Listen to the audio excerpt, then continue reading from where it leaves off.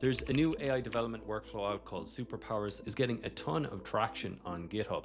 And when you see traction like that, it usually means there's something interesting going on under the hood. So I decided to check it out. So the bottom line for me is, how do I build projects more efficiently and more reliably? Can SuperPowers help with this? So what we're going to do is build out a project in Claude code using SuperPowers, and then also build out the same project using the basic plan mode in Cursor. I'll give you my pros and cons for each and when I would use either.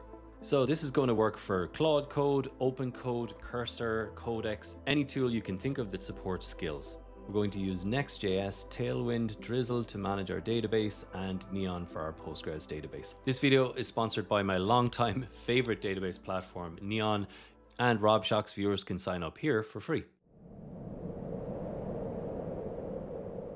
Even if you don't decide to use SuperPowers, it has some really good lessons in AI development best practice that are worth following. So this is pretty much the framework I use myself and I've been teaching for the last year. Do some brainstorming to understand what your assumptions are and your risks. Putting together a plan and design eliminates your agent going in the wrong direction later on and you wasting a load of tokens. Task execution should be tied to test-driven development, where we test first and then make sure that everything verifies and works. So it incorporates that. And then of course, code review, because one big problem we have with using plans with agents is they take a look at the plan at the start, but then they tend to deviate. What you want to do at each step is make sure we're going back to check on the plan to make sure it was implemented based on our success criteria. I think it's a nice middle ground between something more advanced like BMed and then something that's very basic and simple like plan mode and to-dos. And it's easy enough to run. So let's check it out. So there's a couple of different ways to get it set up. You can check out the SuperPowers repo on GitHub. And we have installation instructions here for Claude Code, Codex, and Open Code. With Claude Code, it's really simple. Just take advantage of the plugin marketplace with these two different commands. So essentially, Claude Code has a plugin tool, and we're adding SuperPowers to that marketplace so that it's aware of it. And the second command now will install these SuperPowers. So if you type /plugins and then just hit tab to check you're installed, you should see the examples. You should see the SuperPowers plugin is in there and enabled. If you want to get this set up in Codex, Open Code, or any other tool, including Cursor, you can basically just pop in these instructions here. If you're setting this up in Cursor, basically just change Codex here to Cursor. And if you don't know what skills are, I've covered them a lot in my last 3 videos. So we start off with our brainstorming stage, then we move to generating a Git worktree. So this means that it keeps our new feature or our project separate from the main branch in case anything goes wrong. And then we're given the ability to merge it back in as a pull request later on. I'll explain all that. Then we go to writing plans, sub-agent driven development, meaning that we have an orchestrator that uses sub-agents within Claude or whatever tool we're using. This also works with Codex, Open Code, Cursor. And of course, it's using a test-driven development cycle where it writes failing tests and tries to pass them and then refactors as it goes. And then when we're finished, a code review to make sure everything is built according to plan. So generally, unless you've got some kind of a script in place or a skill for setting up your project, it's better just to do the first couple of steps manually, because it's very important that you got the right versions in place. And then these are things that AI can typically get wrong. So we're going to set up next with npx create next app latest and dot just to install it in this folder. Go with the recommended defaults. We can set up shadcn with npx shadcn, and that just gives us a nice set of components for our interface. And lastly, npm install Lucid. That gives us a set of icons that we can use. It gives you a nice polish for your design. Now that we have the project set up, it's always good to set up and initialize an agents or claude.md file. So let's just type in /init. What Claude will do is go and take a look at the project that you've got set up and create a basic agents file that gets put into every prompt that you send so the agent knows the background of your project. Now, we're working with the most recent version of Next.js. We don't want to rely on the model, which might have outdated information. So we're going to go to skills.sh, and we've got the Vercel React best practices skill here. So we just copy this and we're going to install that. So we just ran that command there, and then we're going to select Claude Code and hit return. Just going to install this at the project level for now. Now, if we go back and type in skills here in Claude, you can see the Vercel best practices is set up.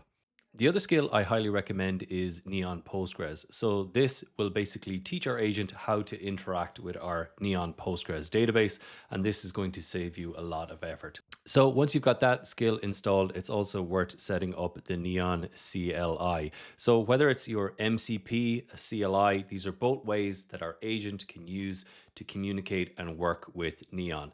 I kind of lean a little bit towards the traditional command line interfaces because obviously you can interact with them using text, which is perfect for large language models. I can use them myself. They tend to be a little bit more robust and secure than a lot of the MCPs that I've come across. So now we're ready for step one of SuperPowers, which is brainstorming. Going to switch my model over to the default, which is Opus 4.5. We want some of the heavier thinking applied as we're doing our brainstorming. So I've gone and put in my initial prompt. So normally what I'll do is just dump my brain in using Whisperflow or any kind of dictation that you want, and then have the model work with me from there. I ask it to help me build out an initial prompt and have a chat with me around what potential tech stack we might use. Always good to do some research before you put together your initial prompt. If you want to see the prompt, you can just pause it here, but essentially we're building a slide generator. And at the bottom, for good measure here, I'm just saying, let's use the brainstorm skill. So we can see here it's been invoked. So we start brainstorming with some questions and answers. So first of all, it's asking me, who's this aimed at? Now it's asking you about the UX. It's nice the way it gives me recommendations here as well. So I'm just going to go with standalone slides here.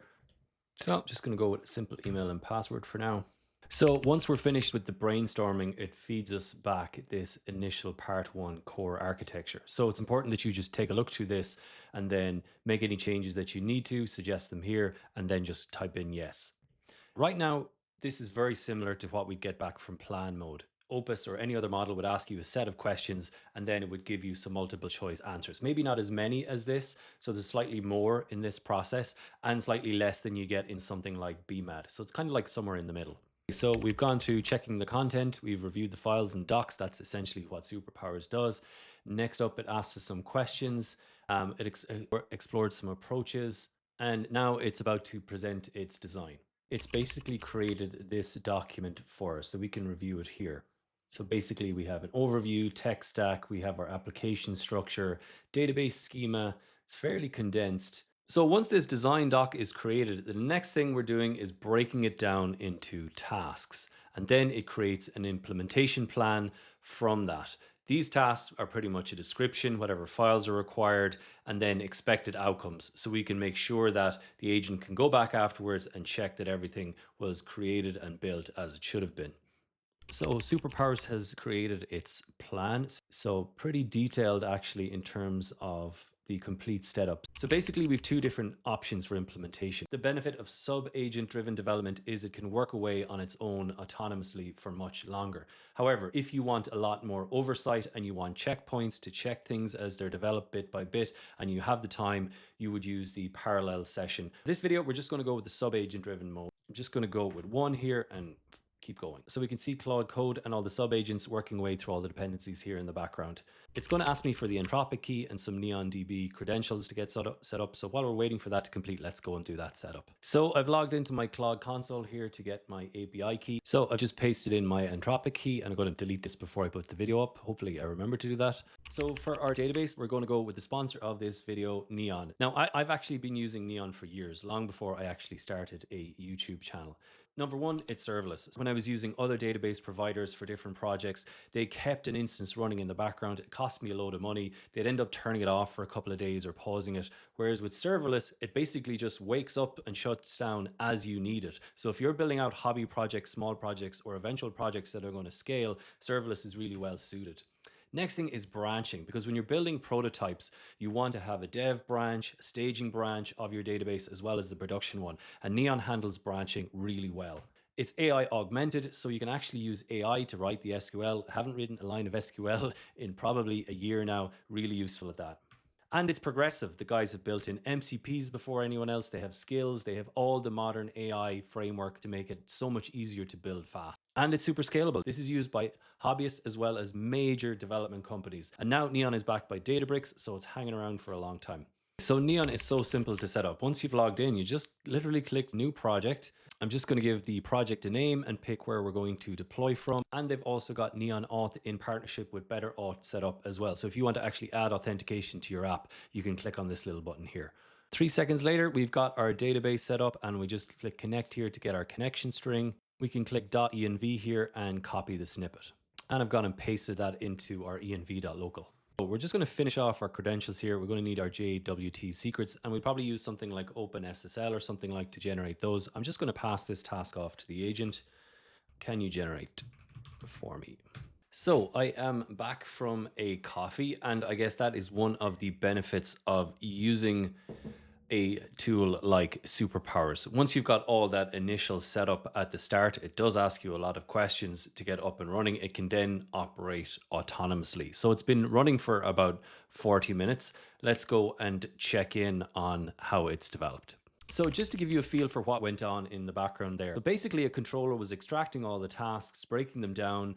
Then we had a review step where the spec reviewer was basically double checking if the implementation matched the plan, checking for tests, checking for build, etc. So really quite thorough.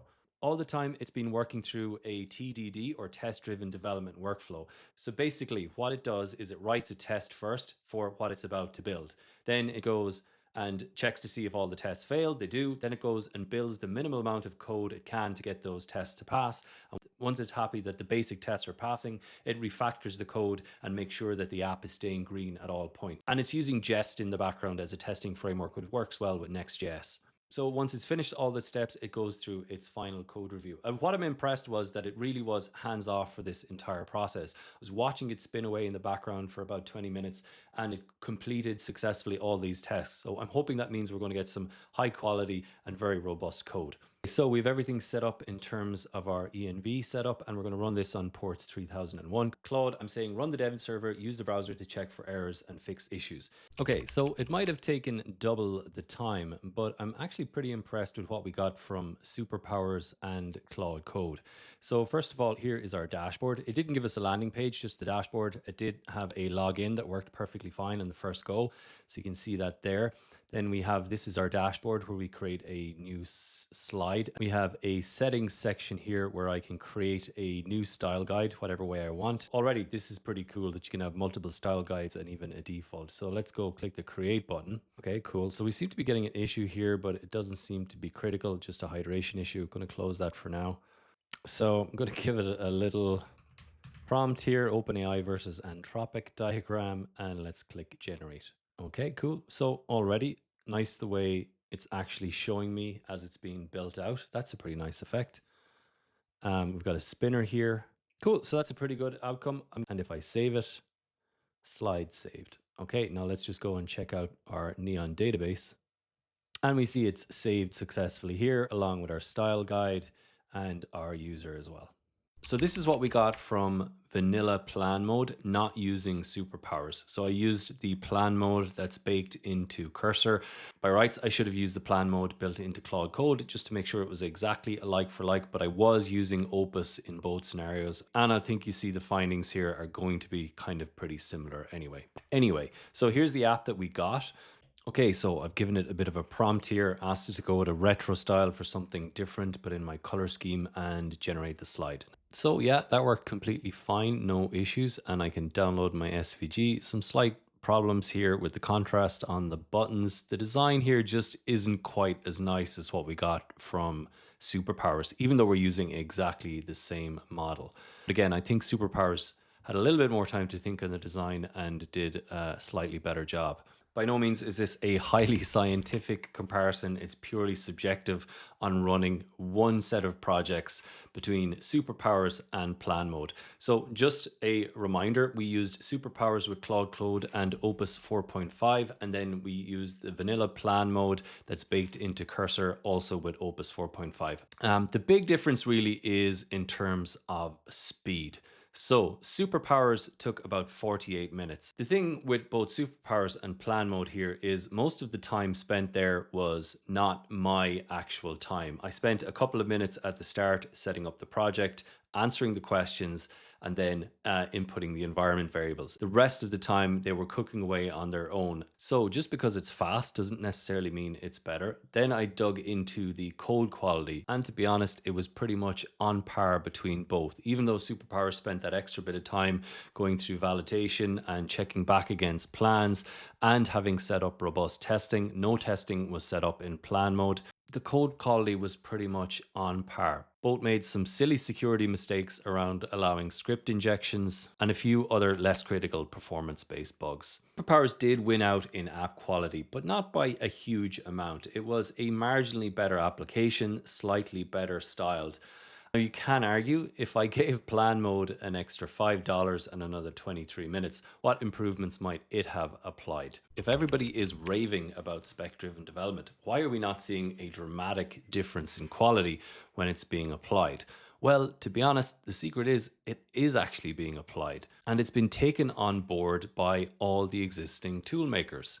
If you look back over the last year or so, we've had a ton of open source projects that have gained popularity, including spec driven development, memory management, plugins, and so much more. And as they gain popularity, the major providers like Claude Code, Cursor, Codex just learn from what's working and then apply it into the foundation of the apps they're building. We have spec driven development baked into Claude Code and Cursor now. We have brainstorming where the model will actually ask you questions about what it is you want to build and come up with a plan and, often cases, a design. In terms of task execution, we have to-do lists. We even have sub-agents and agent teams now that can work on those task executions, and they do cleanup after the fact to make sure that everything was carried out successfully. So again, this is just another form of spec-driven development. Have a spec, have a task list, check and review against that task list and move on. So where I think frameworks like BMAD and SuperPowers may end up fitting well is first, it's helping you work closely to a framework in how you build out your projects. I have intuition about how to build projects over 20 years. Many people starting out in product and software development might not have that experience, and having a set of rails like SuperPowers or BMAD really helps step you through to project completion. Secondly, if you have an advanced code base or your team or your company has a very specific way of working, you could adopt SuperPowers or BMAD with its own constitution, its own setup, and its own way of working that fits perfectly into your code base, how you write documentation, and how you manage product management. And of course, there's experimentation. All of these open source tools and projects have really pushed our learning and understanding of how to work with AI in development projects further much faster. If you want to stay on the edge of what's possible and stay ahead of the rest of the pack, it can be good to play with these type of tools and see how you can push them further. I'd love to hear your experience with superpowers. Is there a particular area where you think it really wins for you? I'd love to hear about that down in the comments down below. And if you're into building out products with AI, don't forget to check out my course and community. And other than that, see you next week, guys.